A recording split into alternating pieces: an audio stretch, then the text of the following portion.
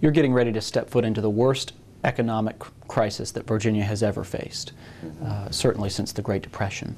And as you get ready to do that, how prepared do you feel to step foot into that climate and to be able to lead the Commonwealth and to turn the economy around? I feel very well prepared. I've been in the legislature for 14 years, Attorney General for 4. I had to make a cut of about 14% out of my budget as Attorney General. And we went through our budget from soup to nuts to find out what we could change. I've spent time in business, I spent time in the military, and all those experiences I think will help give me both the fortitude and the judgment that I need to make good decisions. But there's not going to be any short-term, easy answers. I do think, though, that this time presents also an enormous opportunity to look at new ways to deliver government services.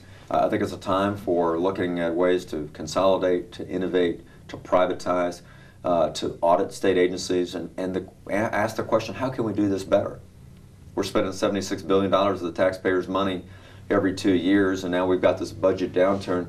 How can we retool government? What are the things that we ought to focus on as the priorities of government? What things do we not need to do anymore, or can we not afford to do anymore? And so, while I know I'm going to have a lot of tough fiscal decisions to make, I look at it as a tremendous opportunity, especially when we see what's going on in Washington with this tremendous spending and government growth, is to do just the opposite here in Virginia. So what can we do better? What can we do without? I mean, I know families and businesses are having to make tough decisions. I'm raising 5 children in Virginia. We're all looking at ways to improve our own personal budgets. And I think the people of Virginia expect the same thing out of the budget, that up until this last downturn had just about doubled in 10 years, had tripled in the 18 years since I've been in office, faster than the rate of growth in population inflation. And I think people are saying, I think you guys can do a little better the way you manage your money and the way you manage government spending, and we expect something out of you. So I look at it as an opportunity to do things better.